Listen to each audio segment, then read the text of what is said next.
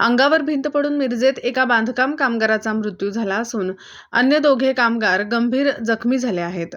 मिरज हिंदमाता चौक येथे ही घटना घडली असून जखमींवर मिरजेतील शासकीय रुग्णालयात उपचार सुरू आहेत।